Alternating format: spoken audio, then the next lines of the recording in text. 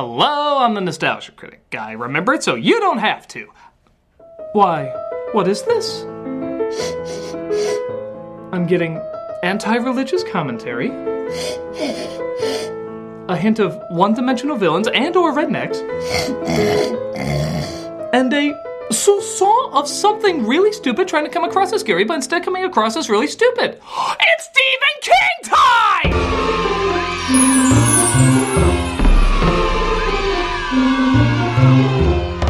Sometimes I feel bad picking on this guy's worst work, but his worst work is clearly having so much fun being his worst work that, in the end, everybody's having a good time. So let's keep the nostalgia-ween tradition going by looking at his 2003 film, the story where aliens come out of people's butts. I mean Dreamcatcher. I mean the story where aliens come out of people's butts.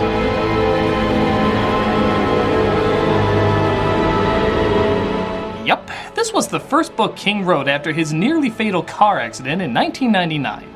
Does it show? Oh my god! With King, it's hard to tell. This is the film everyone remembers specifically for one reason. It has monsters that explode out of your ass. Ew. Because apparently there's nothing more terrifying than shit weasels. You may laugh at me calling them that, but that's the official term even the movie gives them. What about the shit weasels? King said in an interview that he wanted to do for the toilet what Psycho did for the shower. But I don't think you can do that when shit weasel is the name that's being thrown around. What about the shit weasels? So let's take a look at what obviously came out of somebody's ass. Come on, King, that joke was gift wrapped by you. This is Dreamcatcher. We open with every early 2000s credit sequence with blurry close-ups of things. Yay, you're every kid who laid his head on the desk and held his eraser to his eye. As we see, the director is the writer of The Empire Strikes Back and The Force Awakens. And clearly, he's still getting his snow fetish on. Seriously, is this a thing?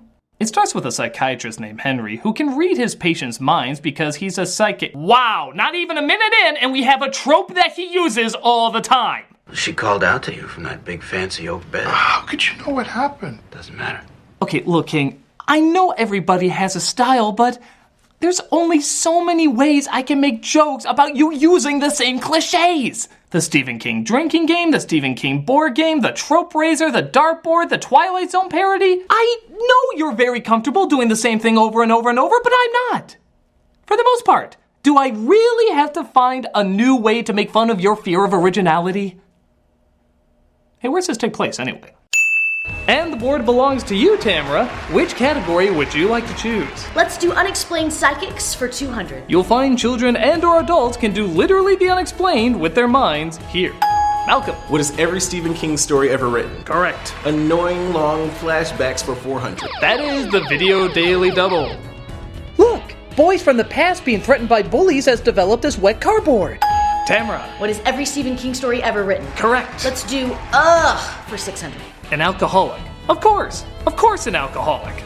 Chester. What is the point of me being here? No, I'm so sorry. The correct answer was, what is every Stephen King story ever written? No, I'm seriously asking, what is the point of me being here? We needed a third space to be filled. Can I still get that sandwich you promised me? No. Join us next time on Stephen King Jeopardy, which will be almost immediately. So Henry uses his psychic powers to help paranoid people think they're even more paranoid. Barry, do you think this compulsive eating has something to do with thinking you killed your mother? That you're eating yourself to death? You're looking in my head! Stop it! Leave me alone! Subtle use of your talent. What happens to this guy? He ate himself to death. Kill the world! We then cut to Jason Lee, where he usually is after shooting a Chipmunks movie, as he gives a call to his other psychic friend, Jonesy, played by Damian Lewis. You wanna talk? No, you're trying to get home to Carl and the kids. What's up? I'm waiting to be cast as Deadpool. That's Ryan Reynolds, you're Jason Lee. God damn it.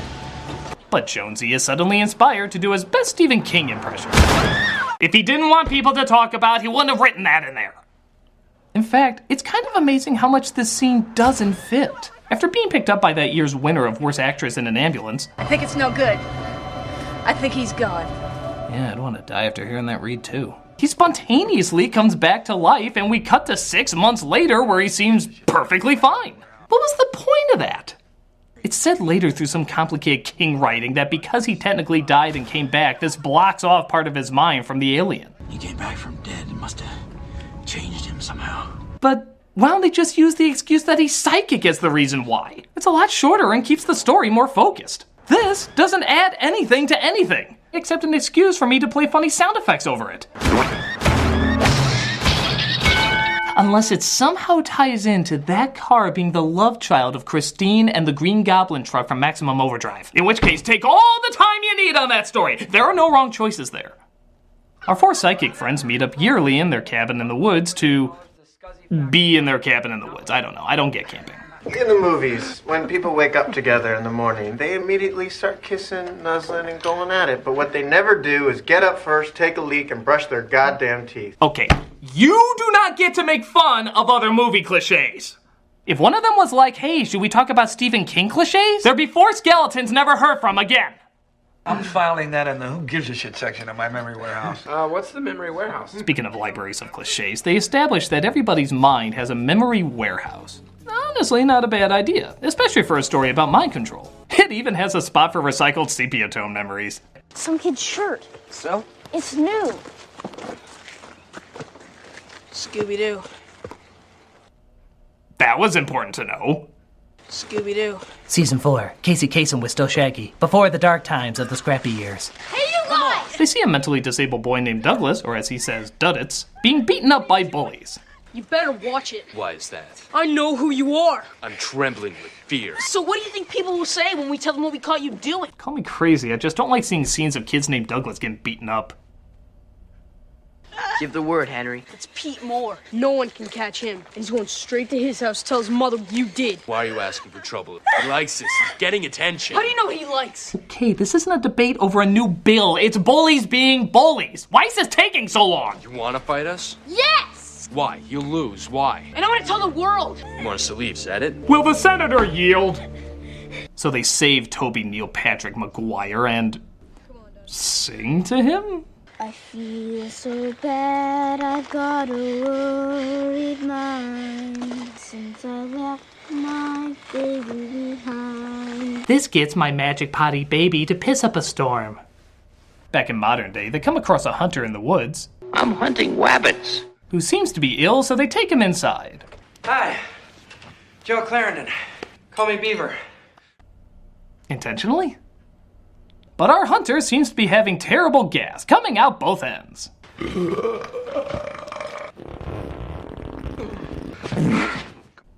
Again, that doesn't seem particularly scary.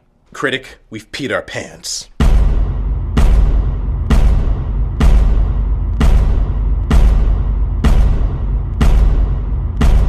Isn't that mostly terrifying and kind of humorous? No, it's mostly humorous and kind of ridiculous. It's complex. It's stupid. Stupidly complex. Complexly stupid. He just doesn't see how this can possibly be an alien invasion. God help you if our snot gets infected too.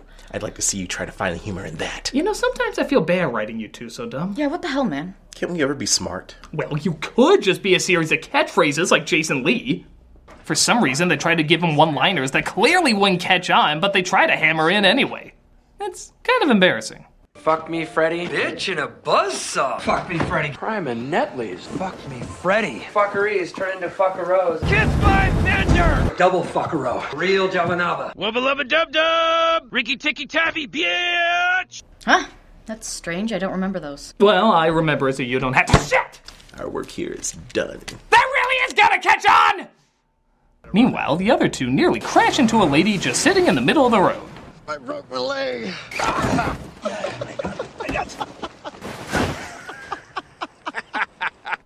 I guess it is funny? Hello? Hello, I'll be your jump scare for the evening. Oh, sorry, I have shotgun arm syndrome. Can't help it.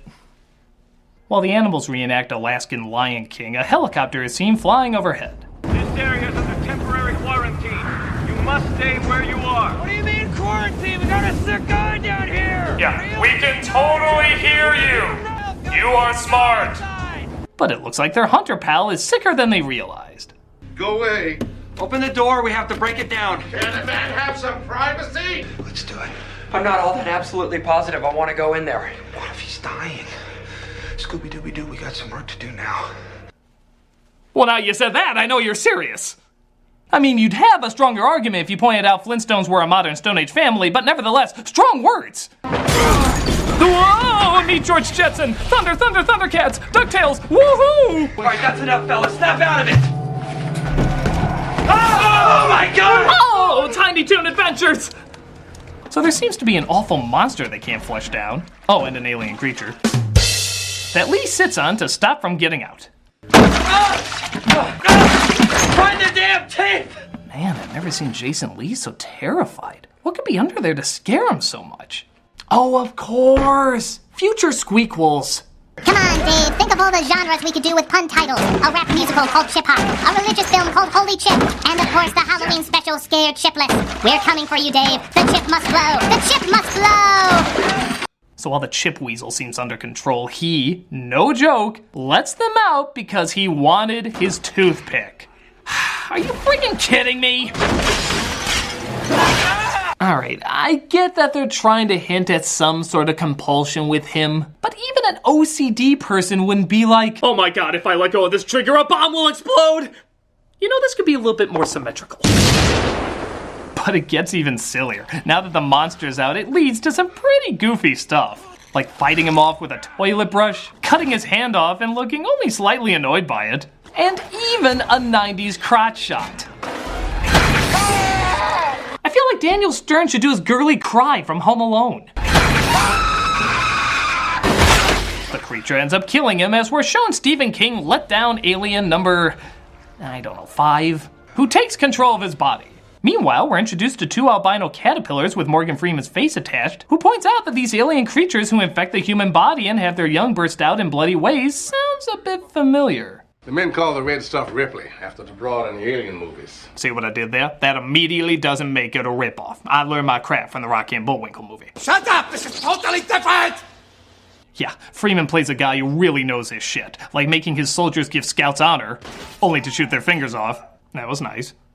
It talks about tons of needless military information that honestly plays little to no part in anything. They never picked terrain like this before. Do you know the Blue Unit Catechism? I handpicked every man in Blue Boy group. Under what rules does Blue Unit operate? They never visited a world they wouldn't rather own. Tell me how we're doing. Going fast and hard. When a soldier disobeys a superior's orders. God, you know what this all leads to? At one point, Freeman tries to shoot our hero, and he fails. That's it. So why are we listening to all this? There's a difference of opinion about the Ripley. Who has an opinion? 3-star. General Matheson. When did you see him? Called me in yesterday. And what is the vaunted opinion? It's like dedicating a half hour of Snow White to talk about the Queen's foreign policies and social affairs. Nobody gives a shit. You fall off a cliff.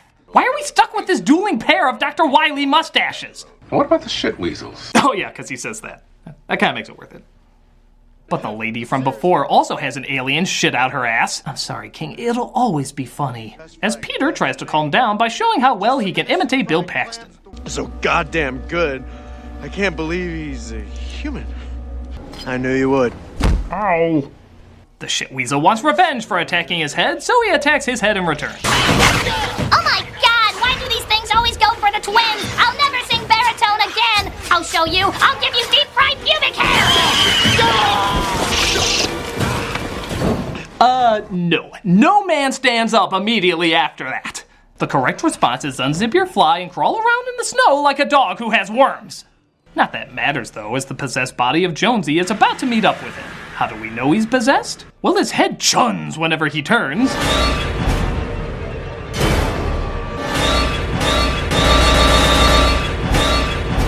Which goes really great with his hood sound effect. Yeah, even his hood has a sound effect. I swear to God, I'm not adding this. What are these aliens trying to be? Diabolical Mike Winslows? And, for no explained reason whatsoever, he suddenly has an English accent. What was that, Mr. Jones? What did we just pass on the road there? Oh my god, I can tell just from that couple of seconds, you have already earned your spot in the Hall of Fame of over-the-top Stephen King villains. Welcome to the lineup. I don't need you to give me any more, but I'd be so blessed if you do. Are you speaking to me? Yes, I am, Mr. Jones. Or is it Jonesy? That's what your friends call you, isn't it? Let's be friends. I guess having an alien take over your mind turns you into a drunk Simon Pegg? I'm borrowing you. We're going to take a little journey. Fuck you. I know what that expression means. It makes no sense, but it's amazing. Pete, I need you to get onto the snowmobile right now. You sound like one of those James Bonds. Even in the memory warehouse Jonesy has partially blocked off. That doesn't stop evil Eric Idle from knocking on his echoey door. Let me in. What have you got in that part of your mind? It'll just take me a while to find them. Think about letting me in. It's the polite thing to do. Man, Alien's got some good backup accompaniment. You know this guy Shaft is a mean mother... Shut your mouth. I'm just talking about Shaft. We can dig it. These extraterrestrials have an interesting way of doing things, don't they, guys? Mm-hmm. Malcolm? Tamara? Is it me or do you guys seem a bit more... British than usual? I don't know what you mean. We're just our normal American selves. You sure you haven't been taken over by aliens? Because that would just make too much sense. Oh, yes. Okay, well, go back to doing whatever non-alien things you were doing. Okay. I wonder why I crave mushy peas all of a sudden.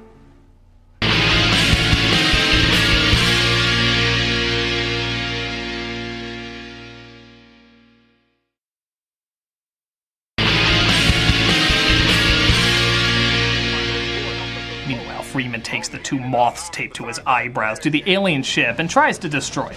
Owen, get him out of there. It's gonna blow. Blue Boy Group, cease firing and back off. We can get these last mothers! Self-destructing, back off. We're right on top of it! Don't you love it in movies when the military never do as they're told? Because when in their history is it ever hammered in they should follow orders? Disrespectful piece of shit. Get this. While the alien part of Jonesy's mind is distracted, Jonesy sneaks out and tries to pull all the information on Duddits into the locked room with him. Okay, I'm open to a visual representation of the mind and how it's being altered, but, mental Jonesy has a limp? And what takes the mental alien so long to get to him? He took over his mind pretty fast before. Why does the alien recognize where mental Jonesy is sometimes, but not other times? How are memories heavy? Or heavy enough to earn a grunt noise? I mean, does it make any sense to you guys? No. Come on, Malcolm. Let me see inside your mind. We can do cool whispering together. Damn! Why is it that whenever we see you, you're trying to scare us through a door? I've soaked up all your memories of the Critic's Purge review, and I know that you're deathly afraid of British people, based on all those American movies where they play bad guys. My God, it's true. I've absorbed everything from the movies you like. I'm a literal film brain, and I'll get you and your little Tamara too. Time's a ticking, Tamara. Tick-tock. You don't fool me, you alien crumpet. I'm gonna find a way to Brexit out of here. It's futile. I've mastered the ability to control your mind, and there is absolutely no escape. Excuse me. Stay scared. Hello?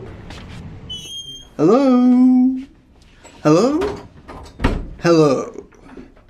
Hello? Hey Malcolm, you in there? Yeah. Boy, this advanced alien race sure is easy to do. Yeah, you wanna grab a bite at Portillo's? Sounds good. Where are they? Where are they? Come out, wherever you are. My little micro machines. I need to fix you in the Lego set in my brain.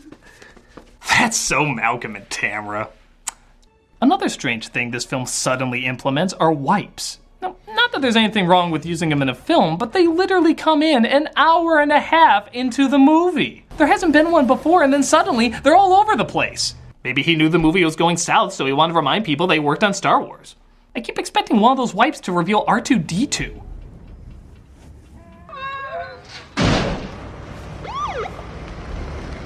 So Henry gets caught in quarantine, but he convinces Freeman's second in command that Freeman is nuts and going to kill everybody in the area. The soldier agrees with him, so he decides to break Henry out. You almost ran me down! Figure you'd read my mind and get out of the way. A perfectly valid point. But Jonesy calls Henry through a phone in his mind, and Henry answers his gun to talk. Hello? Jonesy! Oh my God! Where's he taking you? Massachusetts. He is. Duddits, okay. This is still a scary film, right?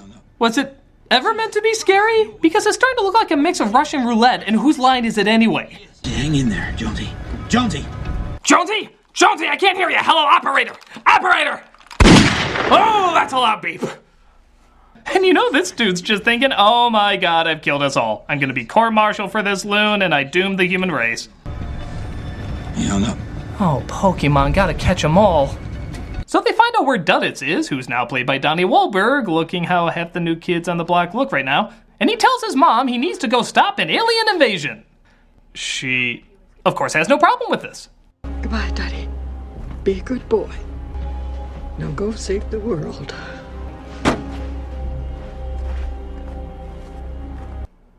And go score a touchdown! But it turns out the gun has a tracking device, because of course it does. So Freeman chases after them, and they pray that they can outrun him before their Tim Blake Nelson melts. I'm not even sure why I used a helicopter. My eyebrows could have flown me here fast enough. Again, they're both trying to stop the alien, so this all seems pretty pointless. But let's wait and see. Yeah, what? It was entirely pointless. Alien Jonesy shows his true form and wants to contaminate the drinking water supply with alien sperm. But thankfully, Duddits comes in to save the day. What will be doing? We have some work to do now. Weirdest cartoon tie-in ever. He goes to fight the Men in Black bug, and it's revealed why Duddits was the way he was.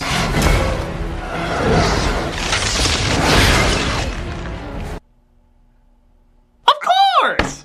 He was an alien all along! Do you think his mother knew that?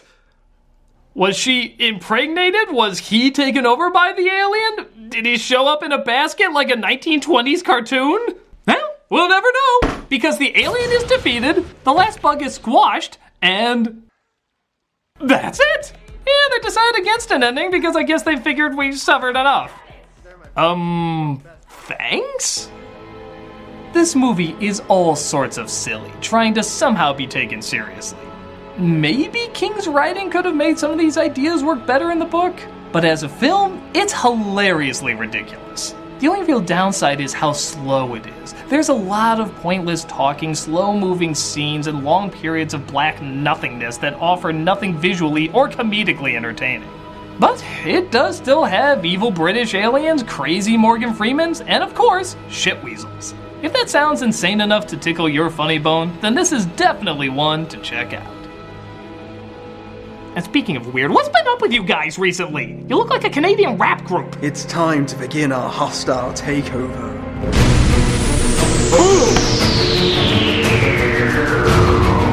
Hold on, Mr. McCritic! It's time for Animaniacs.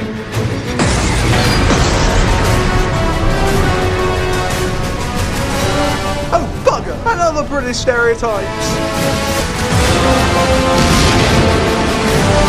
Chester?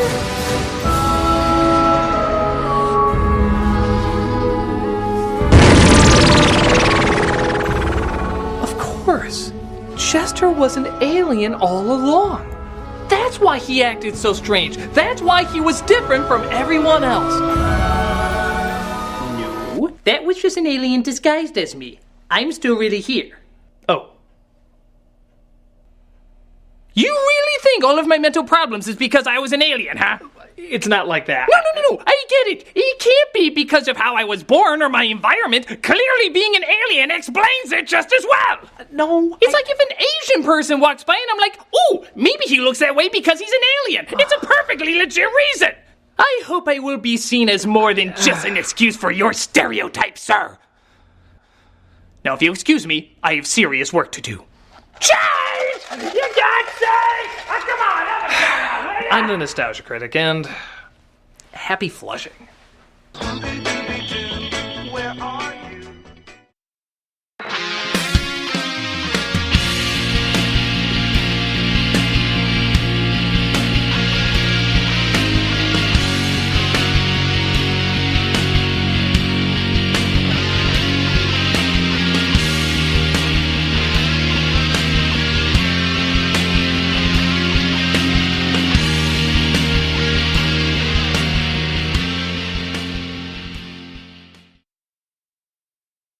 Scooby-Doo, hai un lavoro da fare tu. E le anguille stronzo?